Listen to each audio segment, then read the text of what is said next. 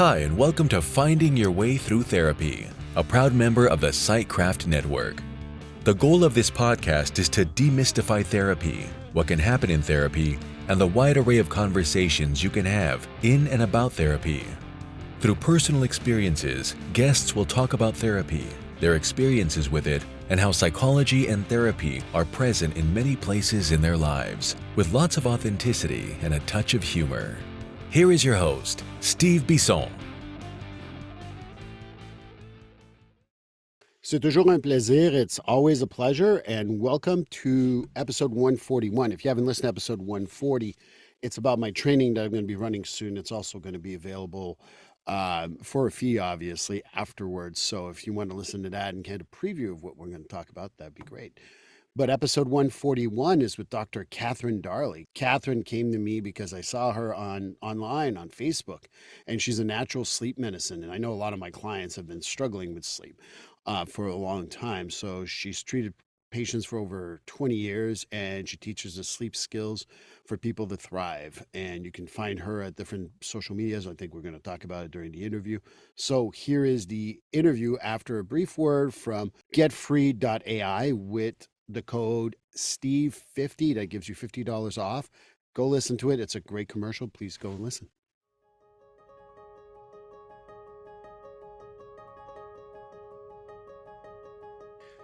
Hey there, everyone. You've known me to host this podcast for about 130 something episodes before I put actually any type of commercials on here. And I'm looking right now at my healthcare professionals looking to have a real impact with their clients. I really enjoyed this product, and I've actually used it personally. And that is why, which is very important for me to tell you, because that's why I want to share this.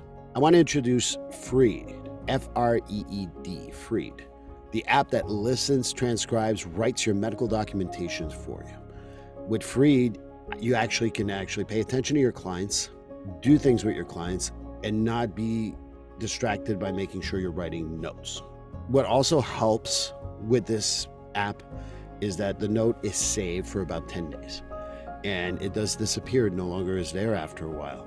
So writing down those notes is no longer your responsibility. The AI Freed will write the note for you and create a progress note for you. But it goes also beyond that. And what I really like about it is that it can help you set goals, and it even creates a letter. You can make any type of edit to it, and there's actually a button now for it to learn how you write your own notes. So maybe the first few days you set it up so that your Freed can recognize your note-taking process and how you want to create a progress note, either SOAP or what have you. And it really helps you with that. And the best part, it's very affordable. I really think that at $99 a month, you'll have access to what helps your practice. And I can tell you from personal experience, taking notes, writing down the goals, writing down any type of letter a client might need, that usually takes me, I don't know, it takes me a lot of time during a week. Maybe I used to do my notes on Sunday, and it used to take me about 3 hours. Now, I think that if it takes me an hour, that's surprising. And when you think about Freed.ai, it's very affordable. For just $99 a month, you can access everything that I just talked about. If you pay for the whole year, you actually save 10%, which is what I did, and I'm looking forward to continuing to use it. And because you hear this podcast, you're my friend, someone I know, I have a little treat for you. You can use the code STEVE50. Again, Steve, S-T-E-V-E 50. And you'll get $50 off your first month. That's right, more value for your money. I don't want you to miss out on how to get your practice going and give yourself a freedom to pay attention to what's important. Why we did this job is to pay attention to the client. So download Freed today. Don't forget to use my code STEVE50 for $50 off the first month. And let's make a difference in our clients' lives and make sure we can pay attention to them. Remember, with Freed, your clients always come first.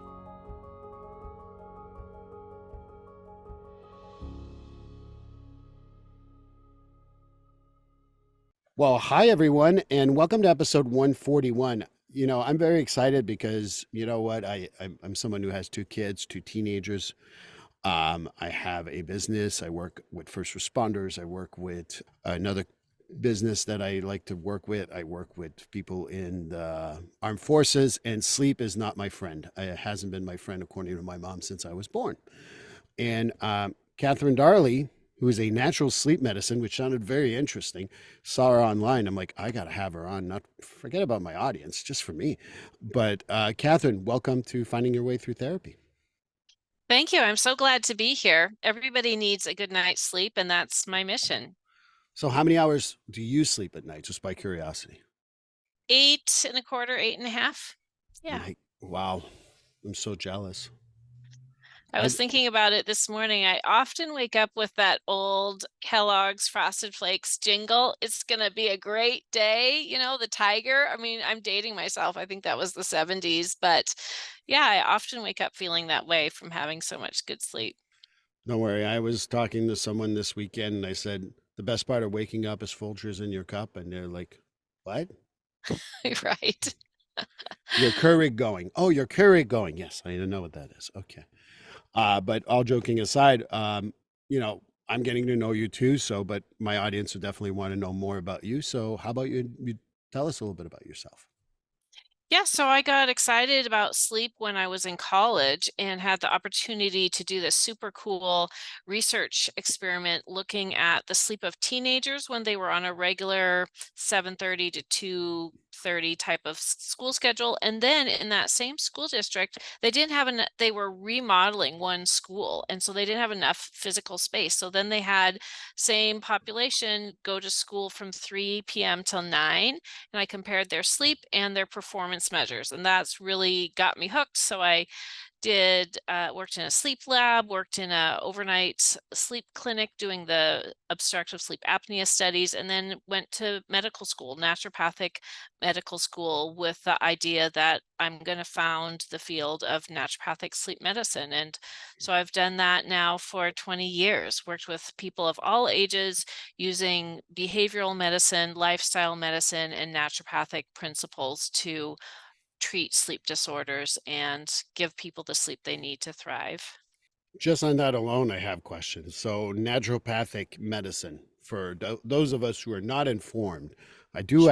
I am actually fairly informed on that, but can you please explain it to the audience who might not know it? Yeah, so naturopathic medicine is a type of medicine. You might be familiar with a couple other types. Chiropractic is a type of medicine, allopathic medicine, which is your medical doctors, osteopathic, several different types of physicians. And naturopathic medicine has what we call a therapeutic order, which we start at the least invasive therapies, easiest, least likely to have side effects, and work our way down. So, for instance, with insomnia, if we can use behavioral medicine, which is at that one of the first therapeutic order, we do that instead of pharmaceuticals. We try the interventions that are least likely to cause problems first, and that works well. And things like in naturopathic sleep medicine, we want to use light therapy and light exposure before we use pharmaceuticals. No, and you're talking my language. I was actually talking to a client today and was telling me about, starting medicine for some of the treatment that he wanted. And I said, well, how about we give me time to give a little treatment before we start going into the pill section of the world? And I'm a big fan of. I'm okay with medicine. Don't get me wrong. We need them sometimes, and that's cool. For sure. But I like what you said because I think that's unless you haven't had the same experience. I think people turn to pills way quicker than they should sometimes. Well, and I like to think about it in terms of teach a person to fish or give them a fish. That when you teach somebody how to care for themselves and strategies that support our natural physiology, that is empowering. Whereas when you have to go every month to the drugstore and take this substance and you feel like I have to take this if I want to get any sleep, that is disempowering. And I like people to feel like they have the knowledge and skills that they need to take care of themselves. And like you said, there is definitely a call for some of those interventions lower down on the therapeutic order, the pharmaceuticals, surgery, chemotherapy. We need all of those also as an option, but not the best place to start, in my view. I agree wholeheartedly. And it's also realizing that you can start with something mild like melatonin before you hit yourself in the head with some sort of like benzodiazepine, like Ambien or something like that. Yeah, totally. That's right. Yeah, I wish more people had that awareness, right? Because there are side effects of taking pharmaceuticals long term. For insomnia, for instance, they're only supposed to be taken for at most 10 days. And many people are taking them much longer. Yeah, and if I hear more NyQuil or ZQuil as now they're trying to formulate it as, I'm like, okay, so how about you just get a fifth of vodka? You'd be doing the same thing to yourself anyway. Right. Yeah, Yes, that's not recommended. and the VIX people, yes, you heard me correctly what I just said. But one of the things that I talk about, you talk about a lot about like the least invasive to most invasive. And, part of me, obviously, as a therapist, I always go like therapy is a lot more effective than any pill sometimes. But I wonder, just as a standard question for all my guests, have you ever been in therapy yourself? I have actually. I was married to a man who I really loved, and he was taking contracts for the army in Afghanistan and other war zones. And yeah, he came back a different person. So we did therapy then. That's good. You did it as a couple or individual? It was couple, and then when we got separated and we're going down the road of divorce, it was individual. And did you enjoy therapy, or is it something that you're like, yeah, it's not for me? I feel like it was extremely helpful in terms of helping me gain insights that helps me get through the situation. So, but I also felt that it was work, right? It took some thought, some willing to think about deeper causes and consequences and ripple effects and all of those things to kind of surface the truth. I think that that's what therapy is, right? Or any type of treatment, right? Like even with, we're going to talk a lot about natural sleep medicine, but even for that, I think that it's not like it's going to be like, okay, tell me what to do and it's going to be fine. I mean, there's going to be work involved and that's therapy for you, right? Yeah, totally. And I think, I was having this conversation actually with someone yesterday about how sometimes it's easier to spend dollars than to spend your effort or your time learning a new skill or developing a new habit. And I think, the sleep skills that I focus on, I think that they're going to help and do 90% of the lift. And I might recommend a product, but it's only doing 10% of the lift. But somehow, and I'm sure that that I fall into this too sometimes, that it's just easier to spend the money on a new something rather than doing the work of fixing it. So, yeah. I think I can change the oil on my car, but I'd rather pay someone to do it.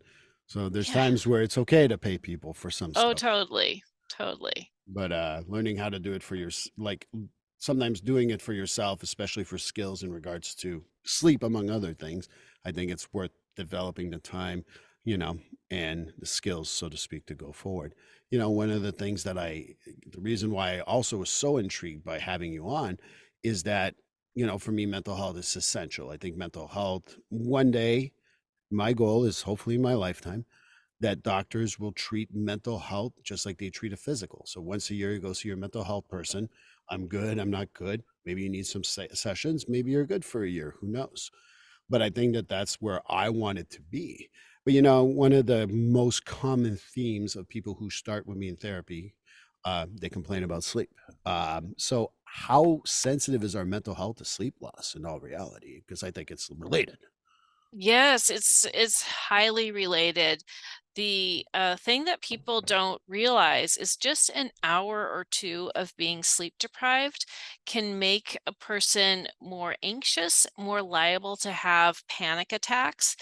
And the reason that that is so important, Steve, is that about 36% of American adults don't get enough sleep on work nights.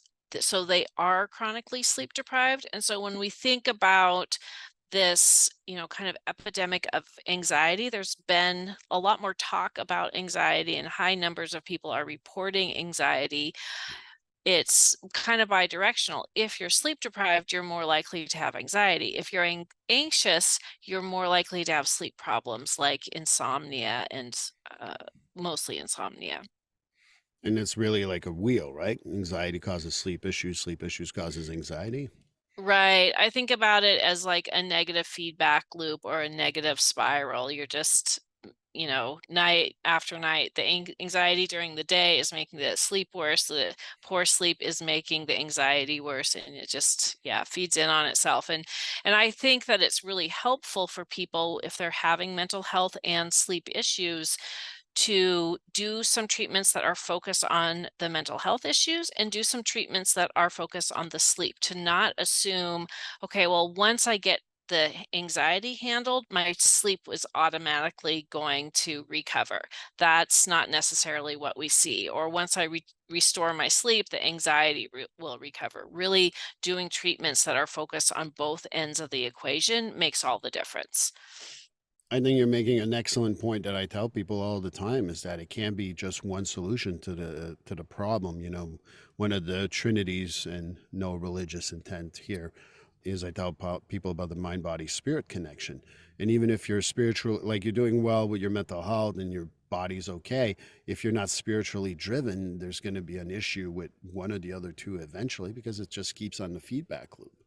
Getting, Yes. I don't know what your thoughts on that, but Yeah, I agree with you. I mean, that's one of the other things that I really love about naturopathic medicine is that we think about whole person health. And, my treatments are focusing on diet, exercise, sleep, but then we also have kind of secondary factors: joy, community, relationships, right? Those are also part of a person's holistic health picture. well, I think that you brought up something that I've, in the last few years, and I always knew it, but I kind of never put it into words. But reading a lot of research about community, I think that's key. But like I'm not going to get a sleep group going. So how does community help with sleep? I'm not going to be like, all right, let's have a sleep in 20 of us all together. I don't think that's going to work. Yeah, so I'm glad you asked because I'm really passionate about this topic. When people feel socially connected and socially secure, they sleep better. In for sleep, we have to drop vigilance, right? And that's why there's this, part of the reason, at least, why there's this connection between being anxious and poor sleep is that when you're anxious, you're in a little bit of a hypervigilant state, and being hypervigilant does not help you sleep. So the thing about loneliness and sleep is that we know that when people are lonely, it impacts their sleep. And conversely, when people aren't sleeping well, interestingly, they're going to feel more lonely and tend to self isolate. So I think, one of the conversations and awareness that's really come out of the pandemic, and I think has kind of stuck with us since that time, is recognition of how many people are feeling lonely who, one of the studies that I looked at that's relating sleep and loneliness asked, if there's an emergency, do you have someone to call? And the people who said, I don't have someone to call, their sleep was notably worse. Hmm, So yeah, interesting. really interesting, building community. And also one of the things I observed in my practice is, and I observed this probably in my early 40s or late 30s, that I had this group of people who would come in with sleep problems for the first time in their life about 2 or 3 years into retirement. And for me at that age, like, retirement was this golden place, years down the road. And I just thought, oh gosh, I hope that's not me. But when I dive down into their lifestyle and improving their sleep, what I really noticed is two things. One is that they didn't any longer have a routine, and also they didn't have their social life had really been tied to their workplace, and once they were not going to their workplace, they didn't have very many social connections left. And so I actually made it part of their sleep plan to find some activities, those hobbies that they just never had time enough for, or groups that they thought, oh, I'd like to do that, when I'm retired, to actually, commit, start building that lifestyle of connection with others. And I think it really helped.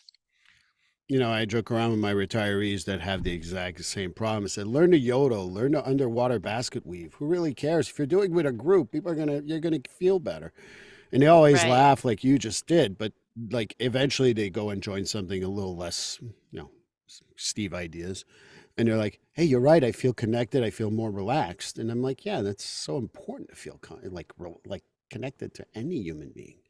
Yes, absolutely. I think about the stuff that even doing this podcast, I mean, I'm just privileged and blessed to be connected with someone on the other side of the country right now. But, I can now say that, what, I know Catherine, she's out on the West Coast, and even the connections that you make, even for an hour or two, I think are so important too. And I don't know what you think about that. Oh yeah, absolutely. I'm sure, there's so many things that you can measure after people have had positive conversations like we're having, where the blood pressure's lower, the heart rate's lower, the stress hormones are lower, right? And it's a pretty immediate effect. I'm sure you're familiar with some of the research where they, hook people up to sensors, and then they're told to have a fight or have a nice chit chat, right? And immediately your physiology switches to reflect that. And I think that the other thing that you mentioned, and I know, we did pre-interview, and I always kind of don't try to keep to the questions, but I want to throw a little bit of a question I didn't bring up in pre-interview, and if it's okay with you, obviously. Sure. But I push my clients to also have a bedtime routine, like a sleep routine within 30 minutes to an hour before bed. What are your thoughts on those things? I think that is really essential. And I want to, Steve, I imagine that you have, and probably most of your listeners have heard about this idea of not having blue light or screens in the hour before bed. Yes. And so I'm a bit on a mission to bring that up, because although I think most people, or many people at this point, have heard this principle, I don't think people understand how very, very sensitive our system is to the blue light. Basically, if you hold your hand out at arm's distance and you can see your fingers wiggling, that is enough light to suppress your melatonin and impair your sleep. Wow. So that's not very much light, right? So the recommendation, so I have a little bit of a long answer. I hope you'll bear with me. So the recommendation is that a person get 10 Sorry, we're out of lux. time, people. I'm kidding. I'm kidding. I'm kidding, Catherine. Go ahead. So the recommendation is that people get 10 lux of light for 3 hours before bed. And to give you perspective, 1 lux is equal to 1 candle flame. So 10 lux for 3 hours before bed is not Three very much hours. light. 3 hours. Yeah. So Wow. think about most of human history until we had a electric light switch. People would be in firelight, candlelight, or it would be dark. So a tip is, on your smartphone, you can download what's called a Lux Meter app, and there's free ones that are good enough. And basically, you hold the little camera lens at your eye level and measure how much light you're getting. I think and then you can check and see how much light you're getting. I think 3 hours before bed, most of us are still in a pretty active part of our day. We're getting tasks done, supervising kids, watching TV, doing computer stuff. So the other strategy, if you're not going to turn down your lights and turn off your devices, is to wear blue blocking glasses. There's many brands of blue blocking glasses. It makes everything like a pinkish red. The important part, if when you're shopping, and there's many price points, and I think that there's good ones at that $20 price point, you just want to make sure that they have these reddish lens. There's some that are marketed that have more of a clear clear colored lens. Don't get those ones. Get some that have like a really strong orangish red lens and Yeah. wear those instead.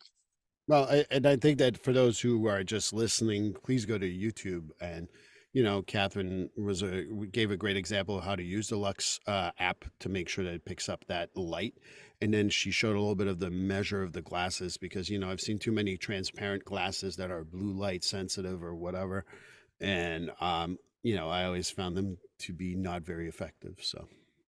Yes, the research, I mean, I'm making that recommendation based on research papers that it's really the reddish, strongly red lenses that are needed to have the best effect.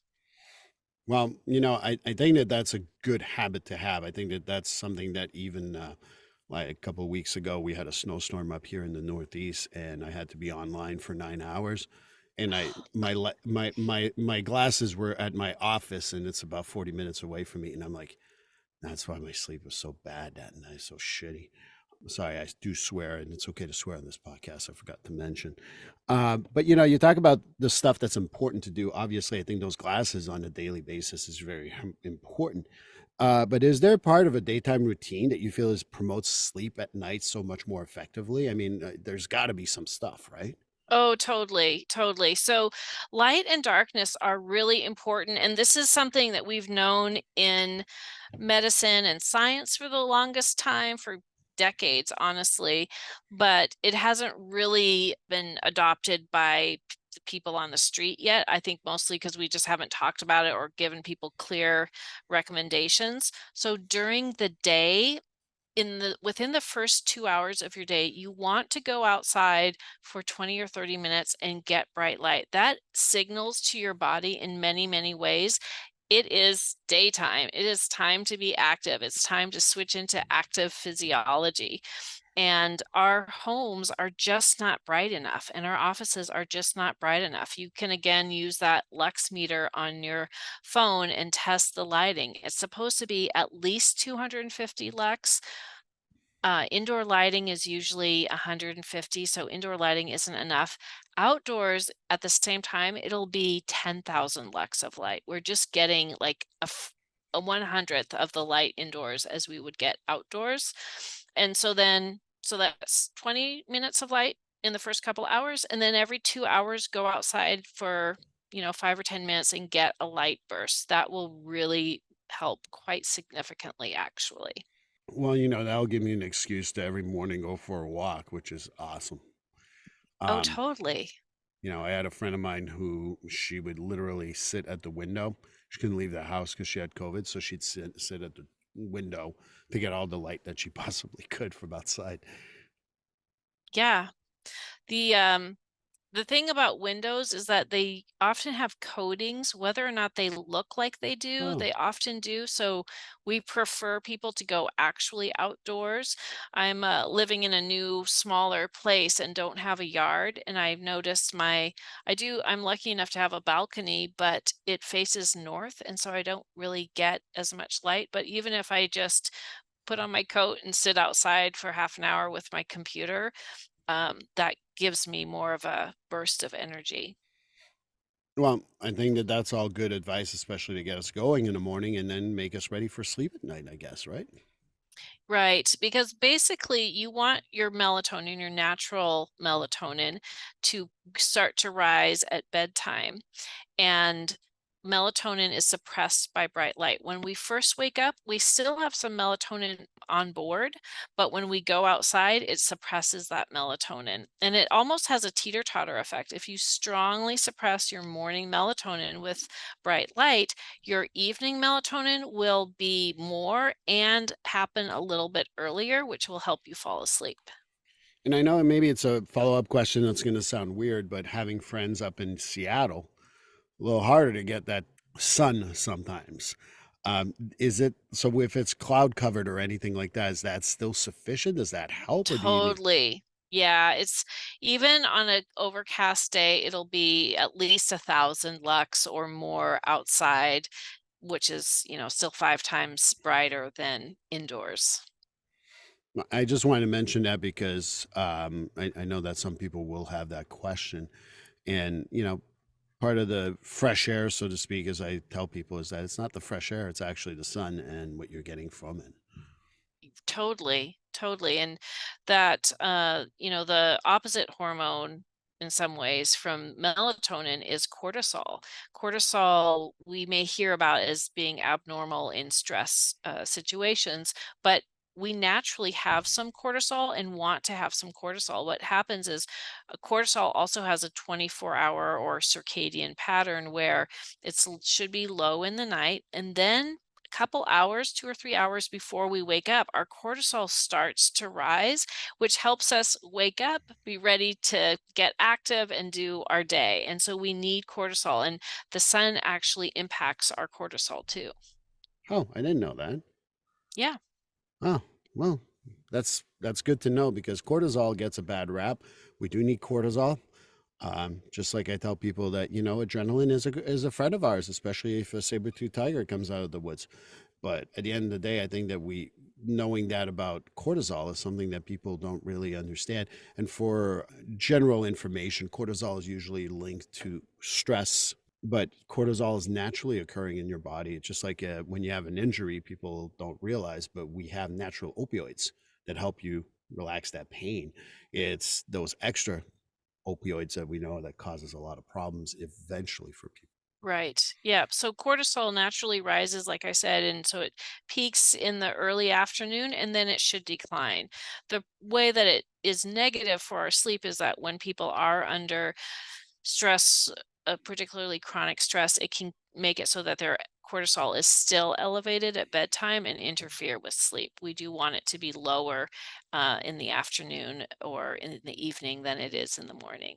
So why do I go pick up my kids in the afternoon? Anyway, just kidding, just kidding, just kidding. Love you girls. They're both teenagers, so maybe that's just what I'm talking about. Teenagers have really unique sleep circadian rhythms. You're telling me. I mean, or I'm like, she's like, oh, I got up at 3 a.m. today. Like, why? And so it just is a weird, weird pattern. Yep. Yep. You get used to it, I guess. But one of the things my teenager does at 3 a.m. is also because she gets to start thinking. She races. I have this, I have that. We're going on a trip soon, so she's thinking about, what do I have to bring?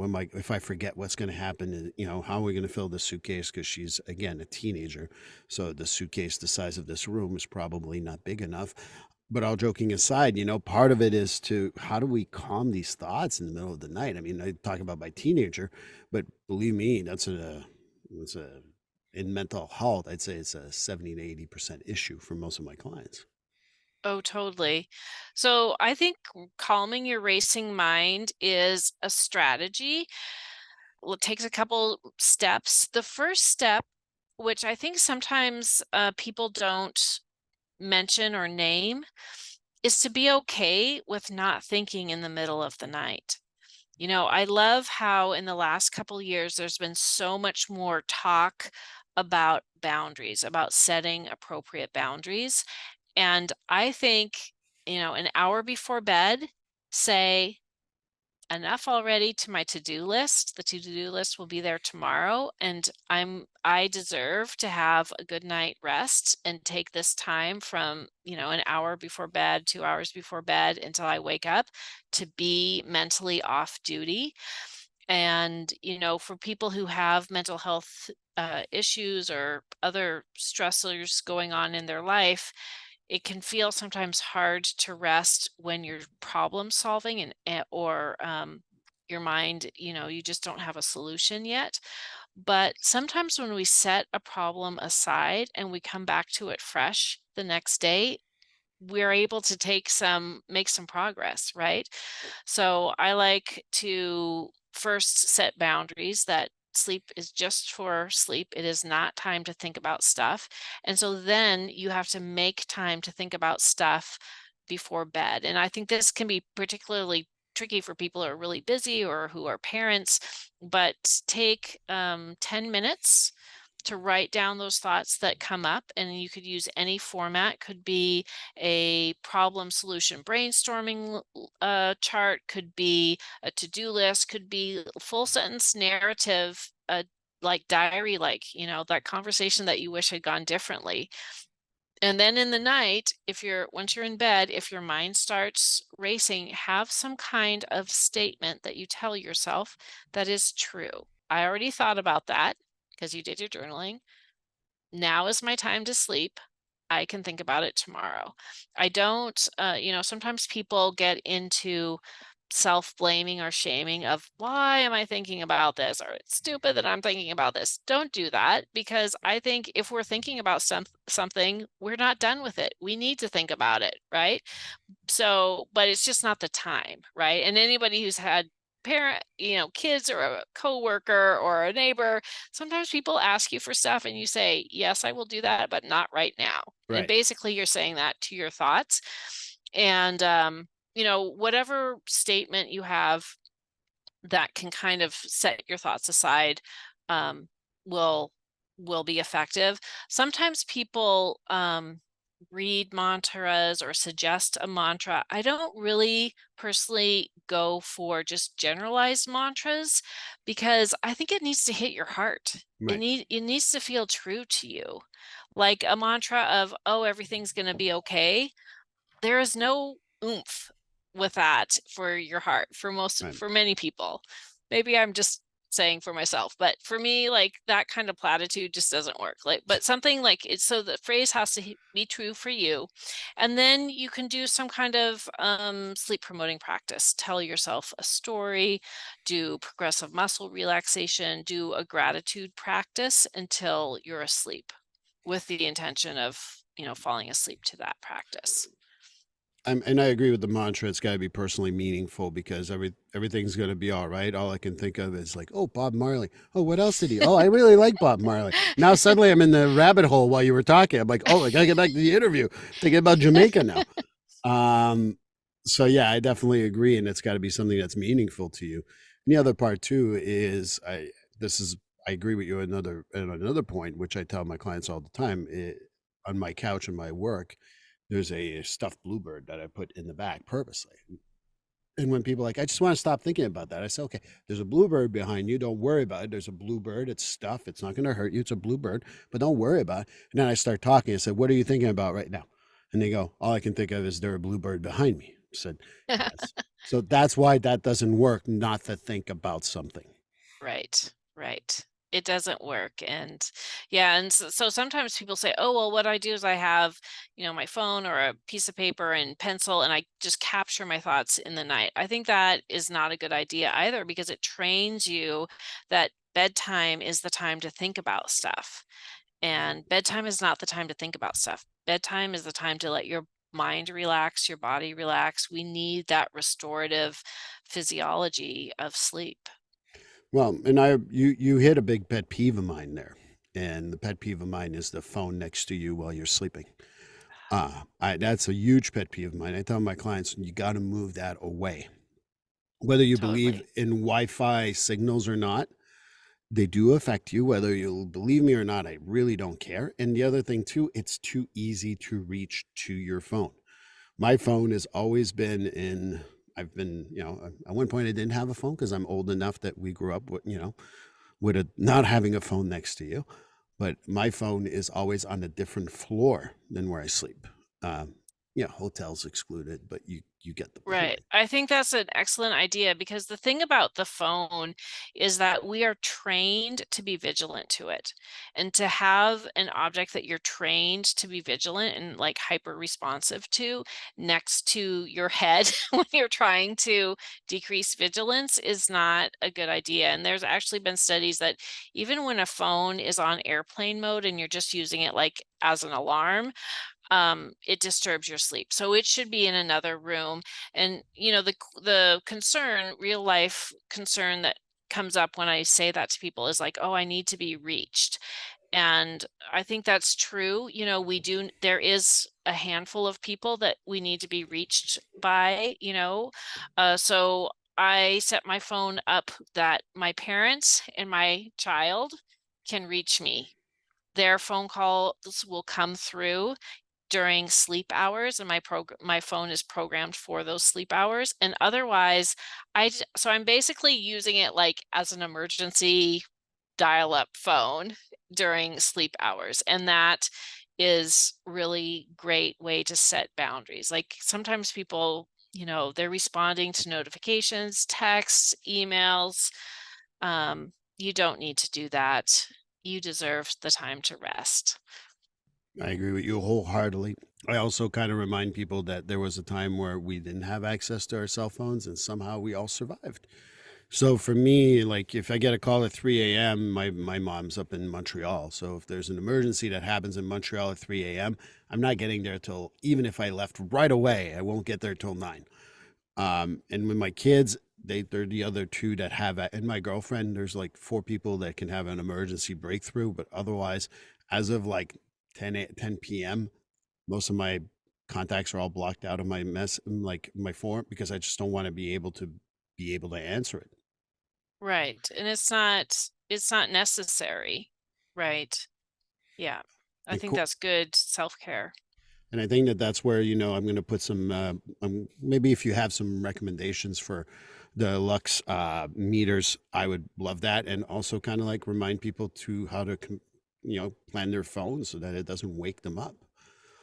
Because I think that to me, that's my biggest pet peeve. Anytime someone says, well, I need my phone for this, I'm like, go pay $10 for the old 1980s 1010 flashing thing. And then you put on it, you can go beep, beep, beep, and it's going to wake you up and you're fine. And I've had the same one probably since I was in my early 20s. And I'm like, yeah, see something like that. Simple, $10 and you're good. Totally. Yeah, so we're pointing out an old-fashioned, battery-powered little alarm clock, and the one thing I also love about this, Steve, is that it does nothing other than tell the time and wake someone up. I'm not gonna glance at this or Right. remember it's at my bedside and think about, "Oh, the radio program I listened to last time," um or the story, that I fell asleep to or anything. It has no associations other than what the time is and whether I should wake up or not. I have a book next to my bed and it's a physical book. It's not, I don't want to plug Kindle Amazon or Kindle, mhm, but, or Nook or whatever. I'm not pushing from one or e-reader. the other. Yeah. E-reader, that's an even better one. But yeah, it really does like paper. And honestly, I do it for, like, for me, part of my routine for bed is I get out of my, and again, very manly, I take a bath. But I love taking, and then I go in and write in my journal, grab my book, usually 1 or 2 pages in, even though might be the best book in the world. I go and then I'm like, oh, all right, time for bed. And so Right. just creating that routine is key. But one of the things that I also deal with in my practice is I work with a lot of first responders, and the routine sleep is not something that happens a whole lot. And so because I work with a lot of first responders, I wonder if you have any advice for maybe first responders, because their sleep patterns is absolutely garbage. Yeah, I'm really concerned about first responders' sleep, so I'm very glad that you bring this up. First responders are one of, if not the most sleep deprived occupational group. They generally get around 6 hours of sleep, like 6.1 hours, I think is the most recent I saw. And that's not sufficient. That is just not sufficient. And combine this chronic sleep deprivation with the performance demands and safety risks of their work, it greatly increases their risk of mental health problems. And one of the things that we know is that when a person is sleep deprived or they have a sleep disorder, if they have a trauma when they're in that sleep deprived state, it's more likely that they'll develop PTSD afterwards. And Mm. so that's something I'm really concerned about with both first responders and actually military. Military is also a highly sleep deprived occupational group.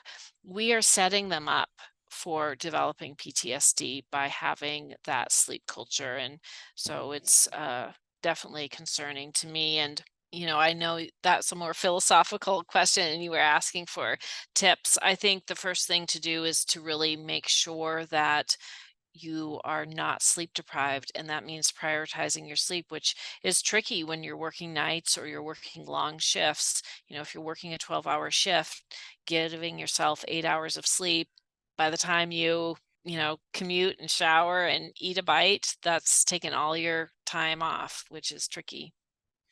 Yeah, I mean, I'm never going to compare myself to first responders, but having worked with them in the community, worked in an ER for several years as a mental health crisis clinician. Even if I finish at 11 o'clock at night, even if I'm a half hour away from my work, I'm not sleeping by midnight. I'm up for another now 90 minutes to an hour to 2 hours, just still Right. because you're still like, I don't know, on, so to speak, in Yeah, my mind. keyed up and having all the emotions and just needing some wind down time. Yeah, people aren't able to wind down immediately. It takes some time, but I think also, as best you can. And sometimes I think it's helpful actually to make a list because you're not in a very, it can be hard to regulate yourself when you come off of those long shifts. And working in sleep labs, I've had my share of long shifts, but to have a list of when I get home to prepare for bed, I immediately put on my blue blockers. I change into my comfy stuff. I shower. You mentioned taking a bath, and actually having a bath or a shower an hour or two before bed can help sleep. So that's a great practice. And just, kind of both psychologically or spiritually and physically wash off the day, right? Yeah. Is a good, it can be more than just the physical wash, but just that practice of separation. I'm ditching my uniform. I'm washing off the day. I'm putting on my blue blockers and having something, a rule of if I'm going to watch TV, it's going to be something mellow and nice, kids programs or, a fun sitcom, but not something intense. Well, one of the other options that I give people for especially my first responders, I say, watch a show that you've watched 100 times. Oh, great. Like, whatever you like. I mean, I'm going to say Seinfeld here, for example, but if you're a big fan of Seinfeld, but you've seen every episode, watch it because it's not going to test your psyche and your ability to make sense of it. You already seen it, so it's just going to calm you down. I watch a lot more reruns than I care to share here. And people always laugh at me, and I'm like, you know what, though? Just calms my brain to get it to where I needs to be. I like that idea, especially because sometimes people are reaching for alcohol, right? When when we know we need to get to bed, but we don't feel necessarily relaxed or sleepy enough, we might be reaching for alcohol as a sleep aid. And the thing with alcohol is that it does affect our physiology and help us fall asleep initially. But once the alcohol is metabolized off, it wakes us up. Right. And so you're having maybe a short-term gain and a longer term problem because then you're awake and your sleep drive has been partially discharged, so you're not able to return to sleep easily, and that can lead to, alcohol problems if you're then getting a drink in the middle of the night, which some people do. And that's keeps on you keep on reinforcing my whole view of NyQuil or any of those type of medicines to sleep, because it is based on alcohol. For the record, for most of them are alcohol based. So, Yeah. well, we've already come getting close to the hour. It went really fast. I can talk about sleep forever because I certainly struggle with sleep.